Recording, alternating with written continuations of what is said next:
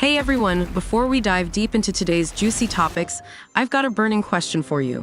What's the number one reason you think we need the PS5 Pro? Drop your most compelling arguments below, and the best ones might just make it into our next video. Now let's get to it. Alright, let's zero in on one of the most anticipated games for the PlayStation 5, Spider-Man 2. This title alone showcases why the clamor for a PS5 Pro has grown louder. Now, what do we know about this game?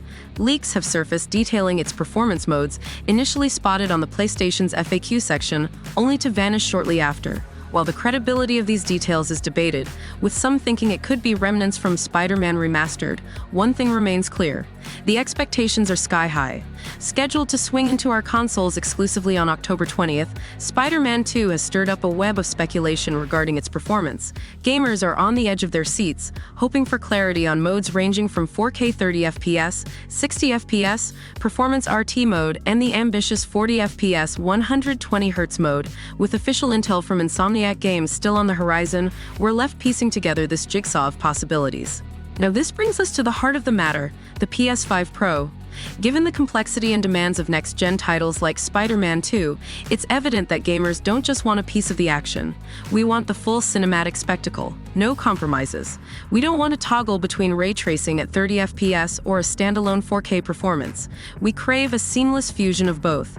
Every visual treat, every nuanced reflection, and all the graphical prowess the game can offer without being bound by the limits of hardware. This, my friends, underscores the very reason a PS5 Pro isn't just a wish. It's a necessity. To truly appreciate the depths of what games like Spider-Man 2 can offer, our hardware must evolve in tandem. And that, fellow gamers, is the clarion call for the PS5 Pro. Thanks to your intel, so clearly there's something going on there. So what's the scoop on the PS5 Pro? Firstly, the console is speculated to be a tour de force when it comes to performance. We're not just talking about 4K resolution and ray tracing, which, let's be honest, is a given for any next-gen console nowadays. The PS5 Pro aims to go beyond that, teasing a performance mode tailored for a staggering 8K resolution. Paired with enhanced ray tracing capabilities, this might be the most immersive gaming experience we've ever encountered. But that's not all from the rumor mill.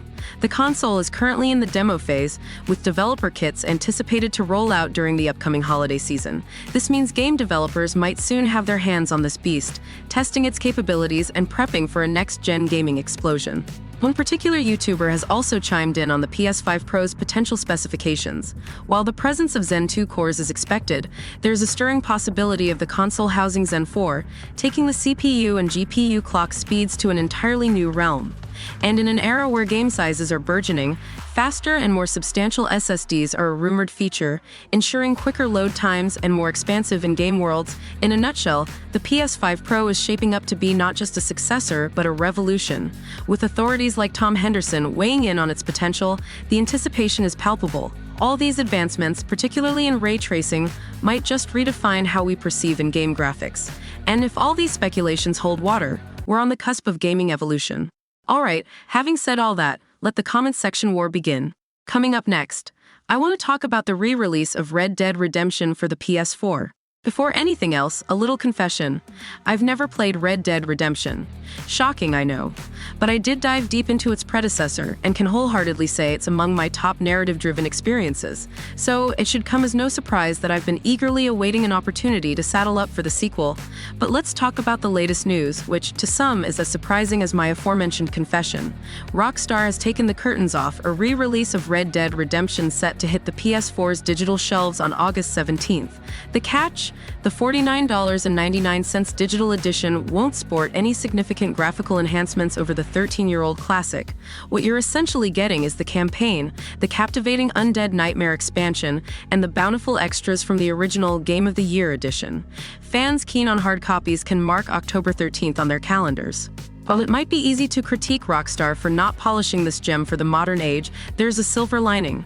This re-release will boast support for several new languages, notably including Chinese, both simplified and traditional, Korean, Polish, Brazilian Portuguese, Russian, and Latin American Spanish.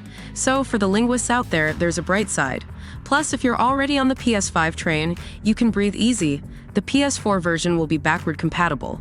But back to the primary concern, why not revamp this for the PS5? I'm sure many would have been willing to spend a few more bucks for ray tracing-enabled Wild West sunsets. Here's my stance. As excited as I am to experience it, I'd advise against spending those $50. If history is anything to go by, and my hunch proves correct, Rockstar might see underwhelming sales, leading to the game's potential inclusion in the PS Plus Extra lineup a few months down the line. Switching gears from the Wild West to the magical realms, let's dive into the phenomenon that is Baldur's Gate 3. On one remarkable weekend, over 800,000 concurrent players dived into its world, propelling it to the coveted position of the 8th most played game ever. The gaming community has showered it with accolades, and it's genuinely invigorating to witness such a polished game right out of the gate.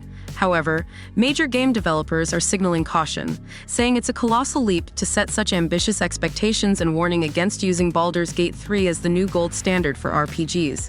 The immediate reaction seems more to guard the status quo of AAA gaming rather than embracing a mindset of, perhaps we could glean some insights from Baldur's Gate 3 to enhance our offerings. This entire debate ignited on July 8th, which feels like eons ago in internet years. It was then that a celebrated writer and BAFTA nominee, Xavier Nelson, aired his worries on Twitter, suggesting that the monumental success of Baldur's Gate 3 might lead to intensified criticism and heightened expectations for future RPGs. But here's my counter. Why not elevate our expectations? Delving deeper, shouldn't AAA developers also aim higher? Is it really so outlandish to expect consumers to demand more, especially when they've tasted what's possible? Isn't it time for some revitalization in the gaming world? Thanks for joining me today. Here's some bonus content for sticking around till the end. I'm Ashley, signing out. Welcome to Scam Dissect. In a world where misinformation is rampant and scams flourish, there's a need for the truth. There are stories hidden in plain sight, tales of tourists who became unsuspecting victims. And when I tried to shed light on these matters, the doors of mainstream media remained shut. So I decided to create this platform. Here, we'll unearth the secrets of scams that might sound almost fictional due to their audacity. We'll speak to the victims, unravel the mechanics of these deceptions, and spotlight those orchestrating them. This isn't your average investigative show. This is real, raw, and revealing.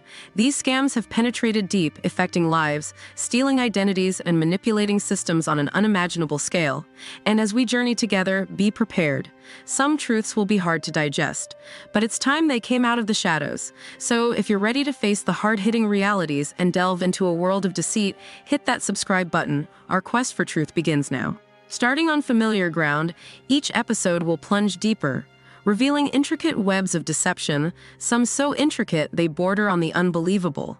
But every word, every revelation is backed by facts. Get ready, because we're about to expose a behemoth, an industry that for years has siphoned off billions while operating in the shadows. This isn't just about petty cons. It's about systematic identity thefts, massive tax evasion schemes, operations that have been robbing people of their peace and security.